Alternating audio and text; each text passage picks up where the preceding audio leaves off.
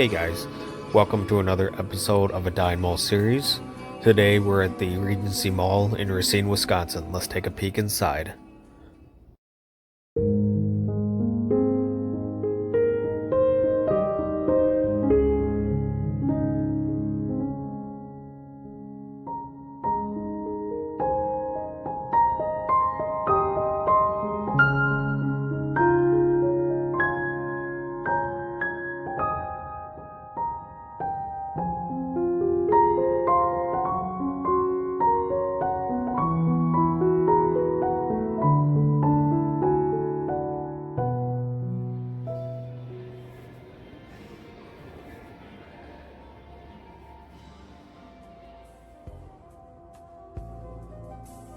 Today we're at the Regency Mall in Racine, Wisconsin. The mall originally had 110 retail spots and 872,000 square feet. The mall opened in 1981 with the county board approving the construction in 1969.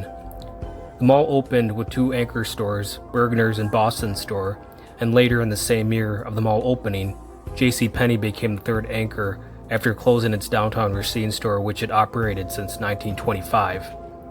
Sears then became the fourth and final anchor in 1982.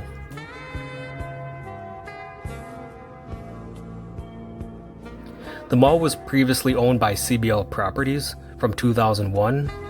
The Hull Property Group, a Georgia-based developer, purchased the mall from CBL at the end of 2016 for $9.5 million. It was part of a larger agreement purchase of two other malls in Asheboro, North Carolina, and other in Dalton, Georgia, also CBL Properties.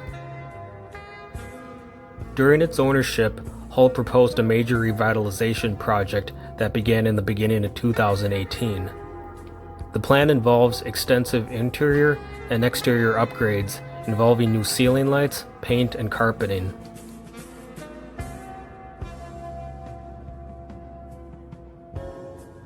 The major change was to the vacant storefronts.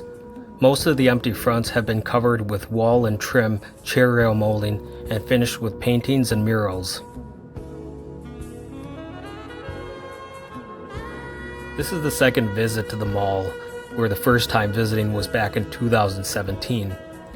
At that time, the mall still had the older flooring, and all of the vacant storefronts were still visible. Here's a visit of what the property looked like previously.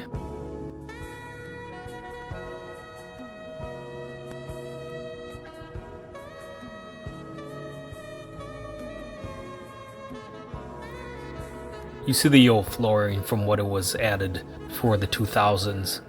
The skylights are there, but the interior lighting is different. One thing also to note are the center kiosks and the other clutter have been reduced significantly for the new remodel.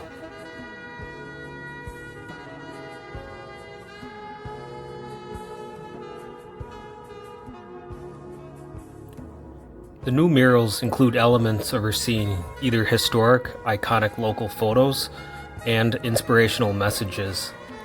Some of the murals include quotes from President John F. Kennedy. Other photos include the Racine Zoological Gardens and the Racine Symphony Orchestra, just to name a few. All the changes are supposed to impart a new ambiance and feel to the interior surroundings. Hull believes in long sight lines, and they feel that removing the kiosks combined with the carpeting and the other aesthetic improvements make the mall feel safer to shoppers.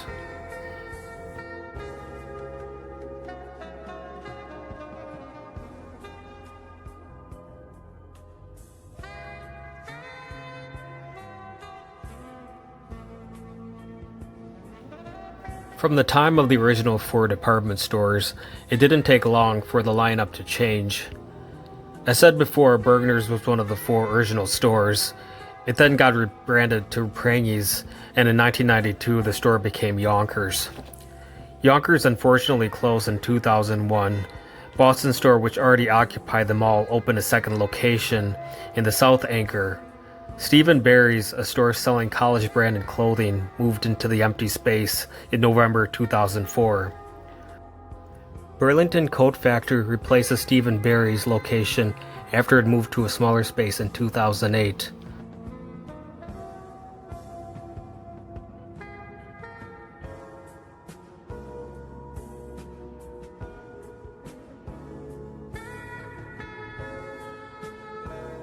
2 additional anchors were lost in 2014 when Sears and JCPenney's closed. Fortunately, a year later, Dunham Sports opened in the anchor space previously held by Sears. In 2016, the JCPenney spot was converted into 3 smaller spaces, which have been occupied by Ross Stores, Party City, and Joann Fabrics. Boston Store closed its store when all the Boston stores closed in 2018. This left the mall without any of the original anchors.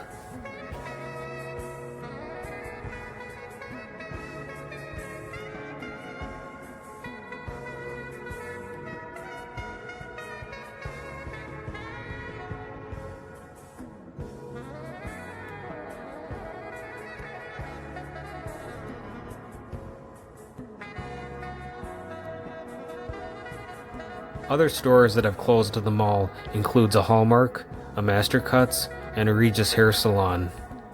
The Marcus Cinema, which was converted into a budget theater in 2006, was closed in July 2009. Its building has since been demolished.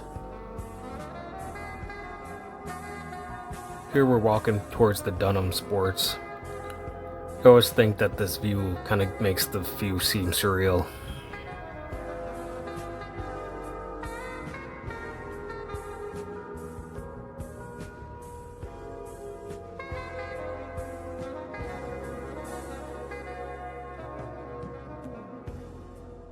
Here we're coming up to the spot formerly occupied by the Burlington Coat Factory. The Burlington Coat Factory closed the mall location in 2019. It moved in a spot away from the mall in the location vacated by the Toys R Us.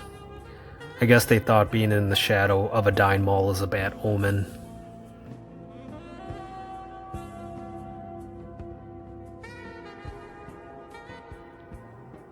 After walking around and viewing what Hall has done to this mall, I'm still on the fence of what to think about the redevelopment, especially the overhaul of the interior with the carpeting and the blocking off of the vacant storefronts. For one, it makes everything look less like a mall and more like an airport concourse. I've heard many different opinions from other mall enthusiasts on similar Hall property group remodels. Some say they make the malls look like office buildings, and others say it makes the environment too sterile. One question that nags at me is that, let's say a new store wants to move in and there's no available slot. Does the mall remove one of the walls to make way for the new store? The Hall remodel, though unique, it fails to realize the issue with the change in consumer spending. They could make the mall made out of gold in my opinion, but it may not bring people back to shopping in them.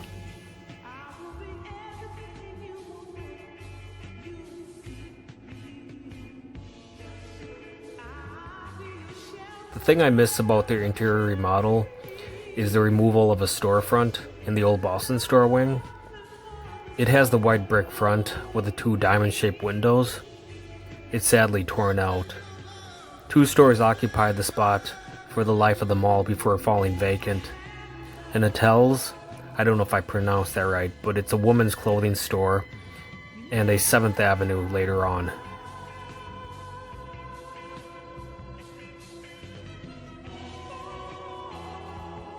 Before I forget, I just want you guys to know that I did get stopped by security while filming.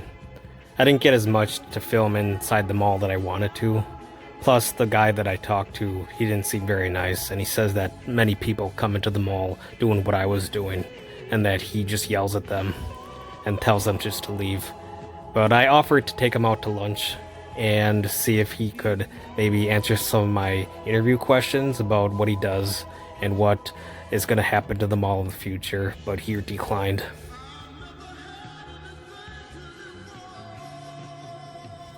Hope you guys enjoyed this episode.